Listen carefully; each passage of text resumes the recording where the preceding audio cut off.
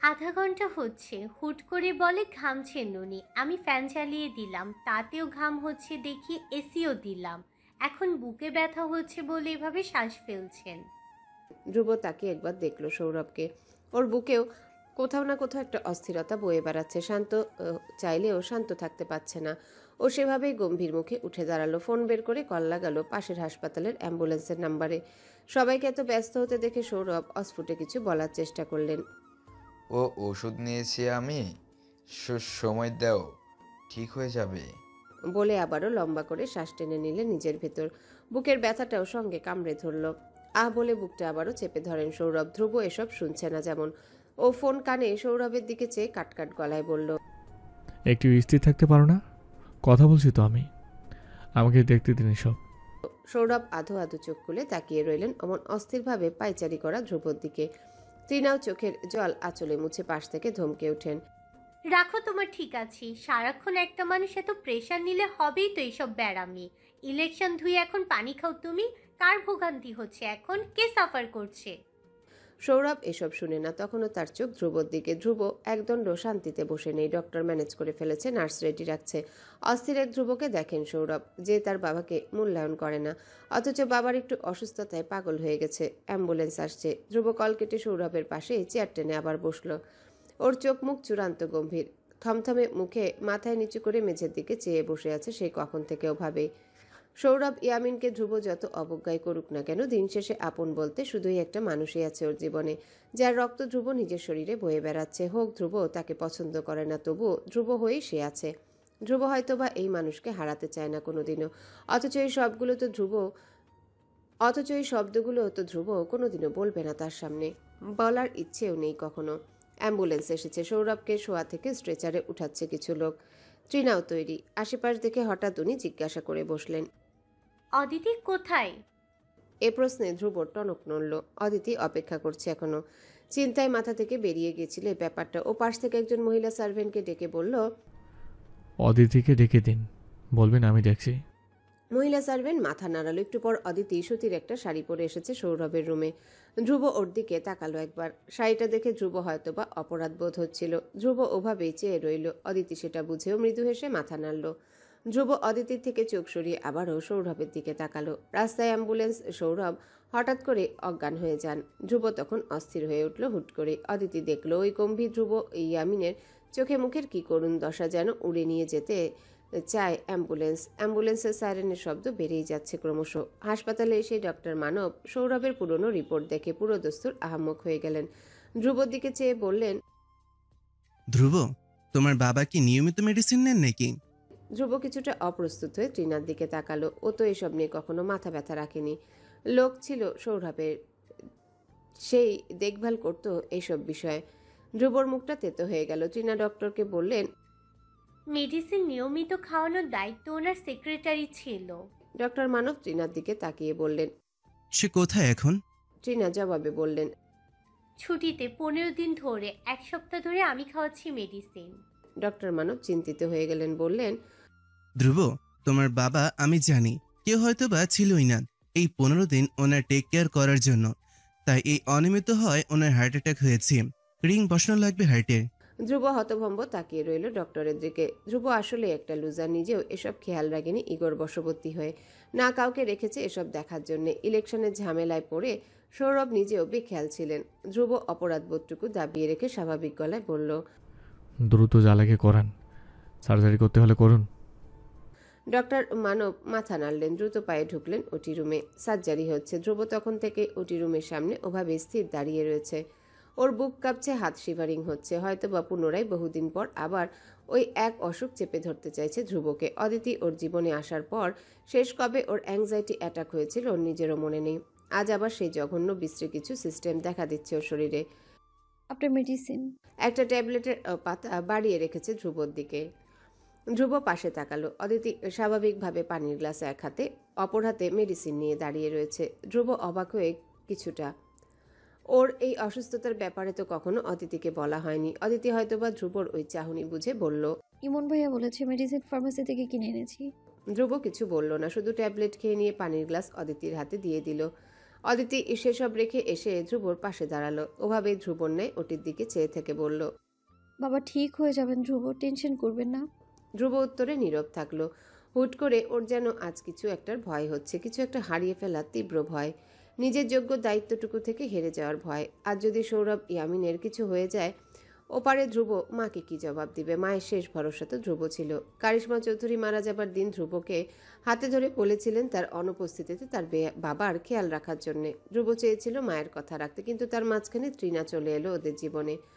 ছোট ধ্রুব যখন মা হারানোর শোকে কাতর, তখন বাবার দেওয়া এই আঘাতও সহ্য করতে পারেনি। কিশোর বয়সের প্রচণ্ড অভিমান রাগ নিয়ে সরে এসেছিল মাকে দেওয়া কথা থেকে।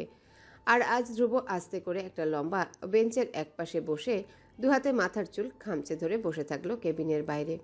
অদিতি ওর পাশে দাঁড়িয়ে দেখে যেতে লাগলো অস্থির ভঙ্গুর এক ধ্রুবকে। তারপর ধীরস্বরে ডাকলো। ধ্রুব, ধ্রুব তাকালো না, সেভাবেই মাথা নিচু করে বসা। অদিতি দীর্ঘশ্বাস ফেলল। ও বসলো ধ্রুবর পাশে, আলতো করে হাত রাখলো ধ্রুবর কাঁধে, ডাকলো নরম গলায়। ধ্রুব, এই ধ্রুব। ধ্রুব চুল ছেড়ে মাথা তুলে তাকালো অদিতির দিকে। অদিতি চমকে উঠল। ধ্রুব চোখ টলমল করছে, যে কোনো মুহূর্তে কেঁদে ফেলবে যেন। এতটা ভেঙে পড়া ধ্রুব ইয়ামিনকে কি আদৌ মানায়? অস্থির হয়ে উঠল অদিতি। সঙ্গে সঙ্গে ধ্রুবর দুগাল চেপে ধরল। ধ্রুব কি হয়েছে? আপনি এমন ভেঙে পড়েছেন কেন? আপনি এমন করলে বাকিদের কি অবস্থা হবে বলুন। শুনুন, শান্ত হন প্লিজ, স্থির হন। বাবা ঠিক হয়ে যাবেন। ধ্রুব অদিতির দিকে চোখ নামিয়ে নেয়, ভাঙা গলায় বলল। আমি বোধহয় সবচেয়ে বাজে চূড়ান্ত ফালতু একটা ছেলে, যার কারণে তার নিজের বাবা ওই মানুষ আজকে এইখানে সাজারের টেবিলে শুয়ে আছে। আমার উচিত ছিল একবার হলেও তাকে জিজ্ঞাসা করা সে ঠিক আছে কি না। সব কিছু আজ আমার গাফলিতে কারণে হচ্ছে। আমি সবসময় একটা লুজার হয়ে রয়ে গেলাম, সে মন আমি। অদিতি দ্রুত ব্যস্ত হাতে ধ্রুবর মাথাটা নিজের ঘাড়ে শক্ত করে চেপে ধরল। ধ্রুব অদিতির ঘাড়ের একপাশে মাথা হেলিয়ে রেখে চুপ করে আছে, অস্থির শ্বাস ফেলছে। অদিতি সেভাবেই ধ্রুবর মাথা ঘাড়ে চেপে রেখে বলল। আপনি নিজের ভুল বুঝেছেন, এটাই তো অনেক ধ্রুব। বাবা সুস্থ হয়ে যাবে, তারপর ক্ষমা চেয়ে নেবেন ওনার কাছে। বাবা খুব খুশি হবে এতে, ট্রাস্ট মি। ধ্রুব ঘাড়ে মাথা হেলিয়ে সেভাবেই গা ছেড়ে বলল। ক্ষমা আমি চাইব না কখনো, সে আমার ক্ষমা পাওয়ার যোগ্য নয়। আমার মায়ের সঙ্গে চিট করা আমি এখনো মানতে পারি না। অদিতি, আমি নিজেকে অনেক বুঝিয়েছি। আমার মা অনেক লক্ষ্মী একটা মেয়ে ছিল, ঠিক তোমার মতোই। তার সঙ্গে ওই লোকটা চিট করেছে, ভাবলে আমার নিজেকে এলোমেলো লাগে। আমি অনেকবার চেয়েছি নিজেকে এগিয়ে যেতে তার দিকে, but I could not. Aditi ধ্রুবর পিঠে হাত বুলিয়ে দিচ্ছে। ধ্রুব অস্থির আজ, ভীষণ ভঙ্গুর আজ, অথচ সৌরভের প্রতি রাগটা ওর ততটাই জোরালো। অদিতি বলল। বাবার সাথে জীবনে একবার বসেছেন? আপনার মনের এই ভাবনাগুলো বাবাকে বলেছেন? প্রশ্ন করেছেন তিনি কেন এইসব করেছেন? হয়তো বা বাবার কাছেও এটার জন্য কোনো কারণ ছিল আপনাকে বলার। ধ্রুব অদিতির ঘাড়ে মাথা হেলিয়ে তখনও তাচ্ছিল্যের হাসি হাসল। জবাবে বলল। বলার দরকার পড়েনি, আমি দেখেছি নিজের চোখে। জানো, দিনের পর দিন বাবার চোখে অন্য একটা নারীর জন্য আদর মায়া দেখলে একটা ছেলে হিসেবে আমার কেমন লাগে? আমি পুড়ে যাই একদম। তবুও সহ্য করা লেগেছে আমার এসব, কারণ আমি নিরুপায়, বাধা। ধ্রুব হাসতে হাসতে বলল শেষের কথাটা। অদিতি ঢোক গিলে ওর এত কান্না পাচ্ছে এখন। ধ্রুব কখনো এসব কথা আজ অবধি অদিতিকে বলেনি। অদিতি অপেক্ষা করেছে ধ্রুব কবে নিজেকে খোলা বইয়ের মতো মেলে ধরবে ওর কাছে। সময় দিয়েছে ওকে অদিতি। অথচ আজ যখন ধ্রুব নিজের এতকালের রাগ দুঃখের কথাগুলো অদিতিকে বলে যাচ্ছে, কেন যেন সহ্য করতে পারছে না। বারবার মনে হচ্ছে ওই সময় যদি অদিতি ধ্রুবর সাথে থাকতে পারত। ধ্রুব যখন দিনের পর দিন সাইকোলজিক্যাল ট্রমাতে ভুগে অসুস্থ হয়ে হাসপাতালের বেডে শুয়েছিল, তখন যদি অদিতি একবার ধ্রুবর মাথায় হাত বুলিয়ে দিত, অথবা ধ্রুবর জীবনে কোনো ম্যাজিক হতো। কারিশমা মা যদি কোনোদিনও না মারা যেতেন। অদিতি বহু কষ্টে কান্না আটকালো। ওভাবে ধ্রুবর চুলে হাত বুলিয়ে দিয়ে বলল। আপনি কষ্ট পান বলেই বাবা আজ অব্দি ট্রিনা মাকে কখনোই এ বাড়ি নিয়ে আসেননি। অপেক্ষা করেছেন আপনার অনুমতির। ধ্রুব জবাবে তাচ্ছিল্যের হাসি আসলো। অদিতির ঘাড়ে মাথা হেলিয়ে ওটির দিকে চেয়ে বলল। হ্যাঁ, অনুমতি দিয়েছি তো। অনুমতি আমার মাথায় বন্দুক থেকে অনুমতি দেওয়া হয়েছিল। অদিতি অবাক হয়ে গেল। ধ্রুবর চুলে বুলিয়ে দেওয়া হাত থেমে গেল ওর। অবাক গলায় জানতে চাইল। বন্দুক ঠেকিয়ে মানে? ধ্রুব হাসলো, চোখ বন্ধ করে জোরে এক নিঃশ্বাস ফেলে বলল। তোমাকে বিয়ে করার বিনিময়ে আমাকে দিতে হয়েছে নিজের বুক প্রতিদিন পুরোনোর পারমিশন দিয়ে। অদিতি অবাক হয়ে ঘাড় বাঁকিয়ে ধ্রুবর দিকে তাকিয়ে রইল। ধ্রুবর মাথা তখন ওর ঘাড়ে হেলিয়ে রাখা। ধ্রুব আবারও বলল। আমার মাথায় তখন তুমি ভীষণ করছিলে, মানা করতে পারিনি আমি তখন, তাই আজ ওই মহিলা আমার মায়ের জায়গায় আমার বাড়িতে ঘুরে বেড়াচ্ছে। অদিতি নিজেকে সামলালো। ধ্রুব যা ভাবুক, ধ্রুবকে ভালোটাই বোঝানো উচিত। ও আলতো করে ধ্রুবর চুলে হাত বুলিয়ে বলল, তৃণামা এতটাও খারাপ না ধ্রুব, আমি তাকে দেখেছি। উনি চান আপনি তাকে মেনে নিন। যদি সে আপনাকে স্নেহ করে তবে আপনি কেন তাকে মানছেন না? ধ্রুব এ কথা বলার সাথে সাথে কাটকাট গলায় বলল। আমার মায়ের প্রক্সি হিসাবে আমার বউকে চাই না। অদিতি জবাবে বলল, প্রক্সি নয়, মায়ের মতো কেউ আপনাকে ভালোবাসলে তাকে মূল্যায়ন করতে হয় ধ্রুব। ধ্রুব এ কথা শোনা মাত্রই অদিতির ঘাট থেকে মাথা তুলে ফেলল। সোজা হয়ে বসে অদিতির দিকে তাকালো। অদিতি চেয়ে রয়েছে ধ্রুবর দিকে। ধ্রুব ভ্রু কুচকাতে অদিতি ধ্রুবর বাম পেশিবহুল হাতটা জড়িয়ে ধরল দুহাতে। ওর কাঁধে আস্তে করে মাথা হেলিয়ে বলল, ধ্রুব প্লিজ, এসব মান অভিমান ভুলে যান। মেনে নিন বাবাকে, তৃণামাকে, ওরা ভীষণ খুশি হবে। কারিশমা মায়ের অভাব হয়তো বা কেউ পূরণ করতে পারবে না, কিন্তু ওদের একটা সুযোগ দিন। আপনি আজ যেমন উম, তেমনি আপনি বেঁচে থাকা ডিজার্ভ করেন। ধ্রুব কিছু বলল না, শুধু কঠিন মুখে সেভাবে বসে রইল। অদিতি আবারও বলল, বাবার জন্য আপনার বুকে এত পড়ে, অথচ সেটা স্বীকার করতে এত কষ্ট আপনার কেন বলুন তো? ধ্রুব জবাবে স্পষ্ট কণ্ঠে বলে উঠল। কারণ আমি মানুষ, তাই অমানুষ নই। অদিতি হাসল। এ মানুষ ভাঙবে, পুড়বে, তবে কখনো মাথা নত করবে না নিজের ইগোর কাছে। অদিতি তারপর হঠাৎ কিছুটা ইতস্তত করে বলে উঠল, একটা কথা বলি ধ্রুব, ধরুন আমাদের দুজনের বাচ্চা আপনার সঙ্গে তেমনই বিহেভ করছে যেমনটা আপনি বাবার সঙ্গে করছেন, আপনার ভালো লাগবে সেটা? ধ্রুব ভ্রু কুচকে তাকালো অদিতির দিকে। অদিতি সেভাবে অবাক। ধ্রুবর খোঁচা খোঁচা গাল ছুঁয়ে দিতে দিতে বলল, আপনি নিজের বাচ্চার বেলায় যেই ব্যবহার চাইবেন না, বুঝেন না কেন? বাবা আজ এতটা বছর ধরে আপনার সেই একই ব্যবহার সহ্য করে যাচ্ছেন, তার কেমন লাগছে সেটা ভাবুন একবার।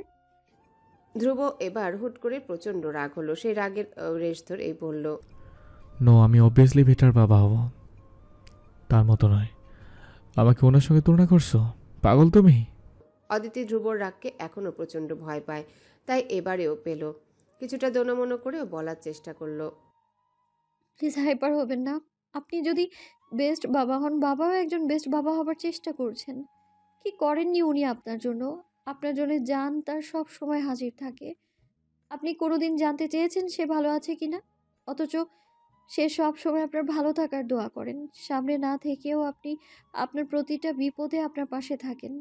আপনার এসব একবার হলেও ভাবা উচিত ধ্রুব।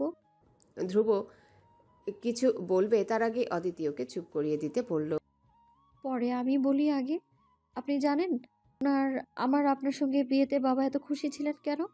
ধ্রুব সেভাবেই গাছাড়া ভঙ্গিতে তাকিয়ে রইল। হাত দুটো মুষ্টিবদ্ধ করে ভেতরে ভেতরে ফুলছে। ওর কানে এখনো বাজছে। অদিতি সন্দেহ করছে কি ধ্রুবকে সৌরভ ইয়ামিনের সঙ্গে কেন গুলিয়ে ফেললো। সৌরভ ইয়ামিন যেখানে স্ত্রীর মারা যাওয়ার 2 মাসের মাথায় বিয়ে করে ফেলেছে, তার সাথে ধ্রুব ইয়ামিন। ধ্রুব যাকে ভালোবেসেছে তার কিছু হয়ে গেলে ধ্রুব 2 মাস কেন, এক যুগেও কি আর স্বাভাবিক হতে পারবে? সেখানে বিয়ে অসম্ভব। ধ্রুব রাগের পারদ বাড়ছে ক্রমশই। বোকা অদিতি সেটা বুঝেনি। ও বলতেই থাকে নিজের কথা। কারণ উনি একদিন বলেছিলেন আমার মধ্যে উনি কারিশমা মাকে দেখেছেন। আমি জানি না কেন দেখেছেন, কিন্তু উনি সেদিন কালচারাল প্রোগ্রামে আমাকে এটাই বলেছিলেন। বিয়ের দিনও বলেছেন বাবা আমাকে নিয়ে আশাবাদী ধ্রুব, আমি আপনাকে ঠিক করে দেব। অথচ উনি জানেন না তার ছেলের বউ একটা লুজার। ধ্রুব এবার আর রাগ সামলাতে পারল না। হাত থেকে অদিতির জড়িয়ে ধরা হাতটা ছাড়িয়ে নিল। অবাক হয়ে তাকালো অদিতি। ধ্রুব কাটকাট গলায় বলল, তোমার আসলে মনে হচ্ছে আমি ভুল? আমার ভাবনা তাকে নিয়ে এসব জাস্ট এমনি? সে আমার থেকে কি করেছে এইসব তোমার কাছে কিচ্ছু না? তুমি লিটারেলি তুমি আমাকে ওই মানুষের সাথে আমার বাবা হওয়ার টাইপ ফিলিংসটাকে কম্পেয়ার করছো, তাই না? Have you lost it? How do you say this to me Aditi? Aditi বুঝতে পারলো না চাইতো ধ্রুবকে রাগিয়ে দিয়েছে। অদিতি ধ্রুবর হাত চেপে ধরে দ্রুত বলার চেষ্টা করলো কিছু। আপনি ভুল ভাবছেন, আমি এটা মিন করতে চাইনি। ধ্রুব আর কিছু বলার সুযোগই দিল না। অদিতির হাতটা এক প্রকার জোর করে নিজের হাতের থেকে ছাড়িয়ে নিয়ে উঠে দাঁড়ালো।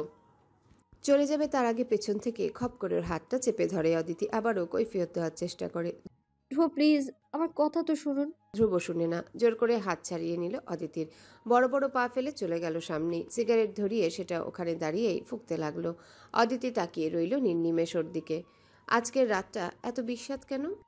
ধ্রুব ইয়ামিনের বায়োলজিক্যাল ফাদার। সৌরভ ইয়ামিনের সার্জারি শেষ। ডক্টর মানব ওটি থেকে বেরিয়ে আসতে অদিতি উঠে দাঁড়ালো ও অদূরে সিগারেট ফুটতে থাকা ধ্রুবর দিকে কাতর চোখে তাকালো। ধ্রুব সিগারেট ফেলে এগিয়ে আসছে। তখন তৃণা ততক্ষণে দাঁড়িয়ে গেছে ডক্টরের সামনে। ধ্রুব তৃণাকে দেখে ওখানে ডাক্তারের সামনে দেখে ওভাবে দাঁড়িয়ে গেল, এগুলো না সামনে। ডক্টর মানব ধ্রুবকে দেখেন, বুঝেন এই ছেলের বাবার প্রতি কি অসম্ভব রাগ, তাই তিনি স্নেহ নিয়ে ডাকেন। আসো ধ্রুব।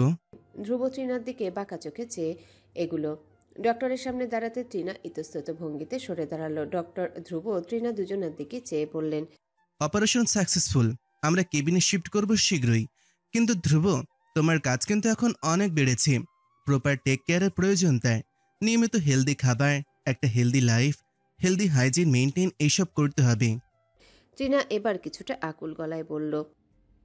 কোনো কমপ্লিকেশন আছে মানব ভাই?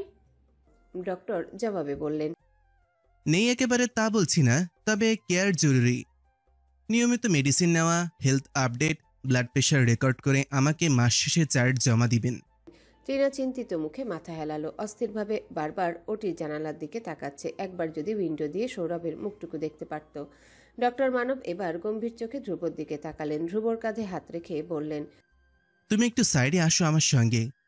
ধ্রুব ওটির দিকে এক নজর চেয়ে ডক্টরের সাথে একটু দূরে গেল। ডক্টর মানব স্বাভাবিক গলায় ধ্রুবর কাঁধে হাত রেখে বললেন, ডোন্ট গেট মি রং ধ্রুব, তবে তোমার মা যদি জানতে পারেন তুমি নিজের বাবার প্রতি এতটা রাগ দেখাচ্ছ, ওপারে ভাবি বোধ হয় খুব একটা খুশি হবেন না।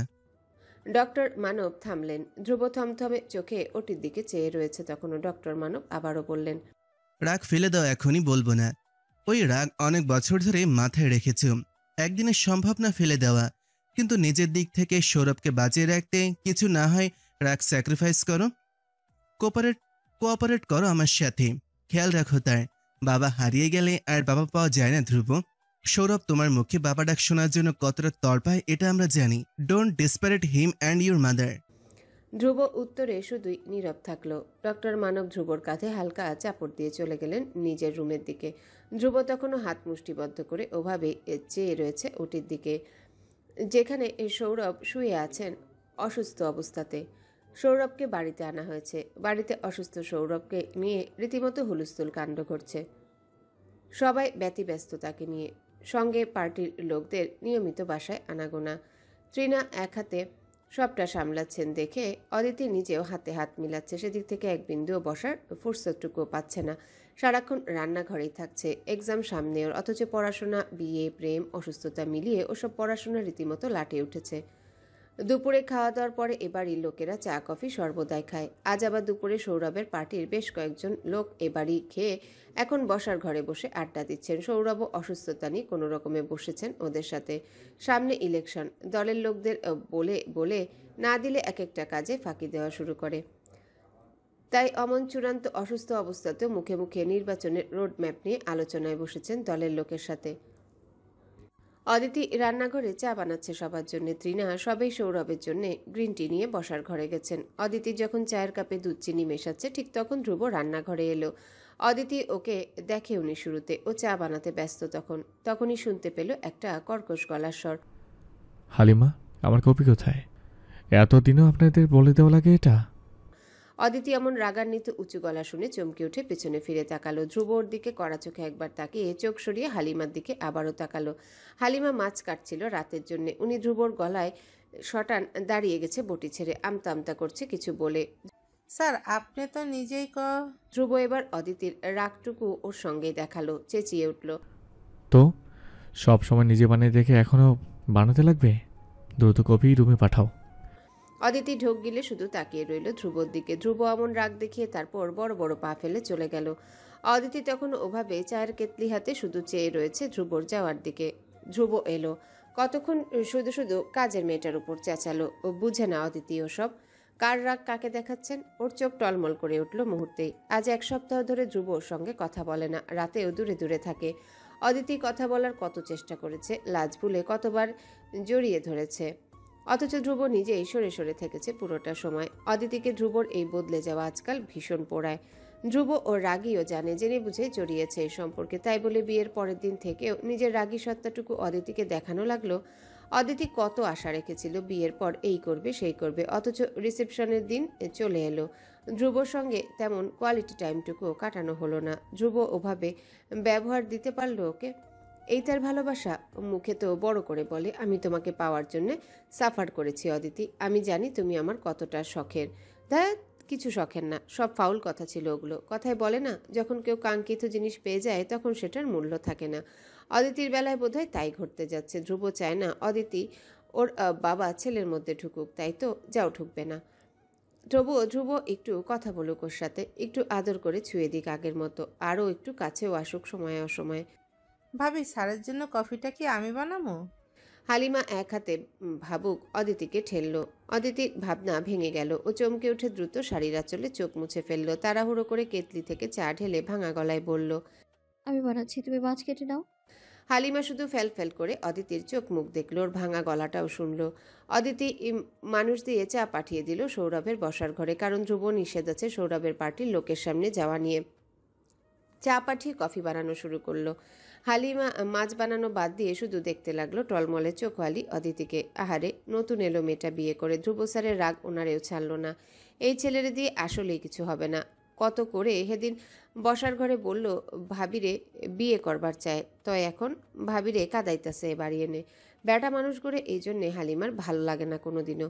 হালিমা মনে কিছুটা সাহস করে এগুলো অদিতির দিকে, ব্যস্ত অদিতির দিকে চেয়ে ডাকলো নরম গলায়, ভাবি একটা কথা কমু, মানে আপনি যদি সাহস দিলে পরে। অদিতি কফি বানাতে বানাতে জবাব দিল। বলো। হালিমা আশেপাশে দেখে নিল ভালো করে। এসব শরমের কথা বাইরে কেউ শুনলে হয় না, ওসব লুকায় বলা লাগে। আশেপাশে মানুষ নেই দেখে হালিমা কিছুটা এগিয়ে অদিতির কানের কাছে মুখ এনে আস্তে করে বলল, স্যার আর আপনার মধ্যে ওই কি বলে সব ঠিক আছে? কিছু হয় নাই আপনাদের মধ্যে? ওই স্বামী স্ত্রী গো মধ্যে ওই যা হয় আর কি। অদিতির ভ্রু কুচকে গেল। কফি বানাচ্ছিল তাই ওসব কথার অর্থ শুরুতেই ধরতে পারল না। কাপে কফি পাউডার দিয়ে আনমনে প্রশ্ন করে বসলো। মানে কি? পর মুহূর্তে বোকা হয়ে গেল, চোখ বড় বড় করে হালিমার দিকে তাকালো। হালিমা অমন চাহনি দেখে হয়তো বা ভয় পেয়েছে। ও আমতা আমতা করে পিছিয়ে গেল 2 কদম। অদিতি আহাম্মকের ন্যায় তাকিয়ে রয়েছে। এই কি হবে ব্যাপারটা মাথায় যেতেই কুণ্ঠায় চেয়ে গেল পুরোটা শরীর। ও নিজেকে ব্যস্ত রেখে মিনমিন করে বলল, এগুলো বাইরের কাউকে বলার মতো কথা নয় হালিমা। হালিমা সব ম্যানার্সের কথা কি শোনে? কই, ওদের বস্তিতে তো সবাই জানে কোন মেয়ের বাসর দিনে কি কাম হয়েছে, কেমনে হয়েছে, এগুলো তো হক্কলেই বলে। ও তাই এসব গায়ে মাখে না, নিজের মনে বলে যায়। আরে শুনেন না আমার কথাটা একবার। ধ্রুব স্যার কিন্তু অনেক রাগী, তাও আপনারে খুব ভালো পায়, এ কথা কিন্তু হকলে জানে। তাই বলছিলাম। কি বলছিলে? অদিতি এবার কেন যেন মনোযোগ দেবার চেষ্টা করে। হালিমা আরো নিচু করে গলার স্বর, কেউ যেন না শুনে অমন করে বলে উঠল, বলছিলাম যে নাইটি আছে আপনার? হোয়াট? অদিতি বিষম খেলো এক প্রকার। হালিমা ভীষণ আগ্রহ নিয়ে ওর দিকে চেয়ে আছে। অদিতি ওর আগ্রহী চোখ দেখে পর মুহূর্তে চোখ মুখ লুকিয়ে ফেললো দ্রুতই। কফিতে চামচ নেড়ে অস্বস্তি নিয়ে বলল, হালিমা খালা, এইসব কথা থাক। তুমি মাছটা কাটো, যাও প্লিজ। হালিমা হাসে অদিতির লজ্জা দেখে। এর মানে এই দুগো জামাই বউয়ের মধ্যে কিছুই হয় না এখন অবধি? হায় রে, দুবো স্যারের কতই না ধৈর্য। ভালো মানুষ দেহেই তো স্যারের এতদিনও বউরে ছোঁয়া হয় নাই। এমন বেডা পাওয়া যায় না আজকাল। ফোলাগত বিয়ের দিনই সব চাই, বাচ্চাও হ্যাগো ওই দিনই চাই। খসর এক একটা। ওসব থাক। হালিমা এবার আরো আগ্রহী হলো। অদিতির দিকে এগিয়ে চোখ ছোট করে আগের চেয়ে আরো নিচু স্বরে ফিসফিস করে বলল, আরে লজ্জার কি বা আছে? শুনেনি না আগে? ওসব বেডাগো রাগ মাইয়া মানুষের কাছে পানি বাত একদম। আপনি আজ নাইটিটা নিবেন, পরবেন আর হেতেনের সামনে যাইবেন, দেখবেন বাকি কাজ হেরাই করে ফেলছে। অদিতি লজ্জায় লাল হয়ে যাচ্ছে একদম। ধ্রুবর সামনে ওসব পড়ে যাবে ভাবতেই গায়ে কাটা দিল। ধীরে ধীরে অদিতির কানও গরম হয়ে যাচ্ছে। ও কোনো রকমে কফির কাপ হাতে নিয়ে বলল, জি, আমি বুঝতে পেরেছি হালিমা, আসি এখন, কফি ঠান্ডা হচ্ছে। বলেই কোনো রকম পালিয়ে এলো রান্নাঘর থেকে। নিজেদের রুমের দরজার সামনে এসে শুনে ভীষণ জোরে জোরে গান বাজছে। বাড়িতে অসুস্থ মানুষ, এটি মেহমান, আর তার কাণ্ড দেখো। এক প্রকার বিরক্ত হয়ে অদিতি কফির কাপ হাতে দরজা খুলে রুমে ঢুকলো। ধ্রুব টিভি দেখছে বিছানায় শুয়ে হেলান দিয়ে বসে, কোলের উপর ও ওয়াটারমেলন পিলো। টিভিতে গানের দিকে ভীষণ আগ্রহ নিয়ে চেয়ে আছে ধ্রুব। চোখে মুখে অদ্ভুত একটা ভাষা। অদিতি যে এসেছে ও সেটা দেখেওনি তখন। অদিতি ধ্রুবর এমন মনোযোগ দিয়ে টিভি দেখা দেখে নিজেও টিভির দিকে তাকালো। একটা আইটেম গার্ল নানা রকম অঙ্গভঙ্গি করে নাচছে কতগুলো ছেলের সামনে, গায়ে কেবল সামান্য কয়েকটা কাপড়। এটা দেখা মাত্রই মুহূর্তের মধ্যে অদিতির মেজাজ চড়া হয়ে গেল। ওর ভ্রুট্রু কুচকে গেল, হাঁসফাঁস করে উঠে এক প্রকার ঘেন্নায় চেঁচিয়ে উঠল। ছি ধ্রুব, এইসব কি দেখেন আপনি? ধ্রুব অদিতির আওয়াজ শুনে মুহূর্তে ভ্যাবাচাকা খেয়ে গেল। অদিতি রাগী চোখ দেখে সতর্ক হয়ে এলো ওর হাত দুটো। তাড়াহুড়ো করে বিছানা হাতড়ে টিভির রিমোট খুঁজে বের করে চ্যানেল বদলে ফেললো। ধ্রুব নিজেও কিছুটা অপ্রস্তুত হয়েছে। অদিতি লজ্জার আগে আর তাকালো না একবার ধ্রুবর দিকে। চোখ রাঙানো দেখিয়ে ওভাবেই কফির কাপ শব্দ করে টেবিলের উপর রাখলো। ধ্রুব ঢোক গিলে পর মুহূর্তে এক্সপ্লেন করতে যায়। লিসেন, এটা জাস্ট এ সং। অদিতি কিছুই বলে না, ওভাবে রাগ দেখিয়ে কফি রেখে বাথরুমের দিকে চলে যায়। ও যেতেই ধ্রুব নিজেই নিজের গালে মেকি চর বসালো। ধ্রুব ধ্রুব ধ্রুব, পাগল তুই? Now you are mad. এসব দেখার আগে ভাববি না একবার? এখন ঠেলা সামলা। ধ্রুব কফির কাপ ওভাবেই টেবিলের উপর রেখে উঠে দাঁড়ালো। পায়চারি করতে লাগলো পুরো রুম জুড়ে অস্থিরভাবে। অদিতি কি ভাবছে ওকে ক্যারেক্টারলেস ভাবতেই পারে। ধ্রুব ওসব দেখে না আজ কয়েক বছর। তবে আজ নিজের কিশোর বয়সের প্রিয় গানটা সামনে আসায় সামলাতে পারেনি নিজেকে, শুনেই ফেলেছে একটু। এবার এটার মাসুল কি করে গুনবে সেটাই ভাবছে। নিজের পূর্বের রাগ কখন মাথা থেকে টুপ করে পালিয়ে গেছে। সংসার বাঁচানো এখন সবচেয়ে বড় ধর্ম। অদিতি বেরিয়ে এলো মুখে পানি ছিটে দিয়ে। ধ্রুবকে দেখে মুখ ঝামটে দিয়ে আয়নার সামনে গিয়ে দাঁড়ালো। ধ্রুব আবারও ঢোক গিলে, কি লুক মাইরি। অদিতি আয়নার সামনে দাঁড়িয়ে চুল আঁচড়াচ্ছে। ধ্রুব গিয়ে ওর পাশে দাঁড়ালো, নার্ভাস গলায় ডাকলো, অদিতি প্লিজ শোনো। অদিতি চিরুনি হাতে তাকালো ভাবলেশীনভাবে।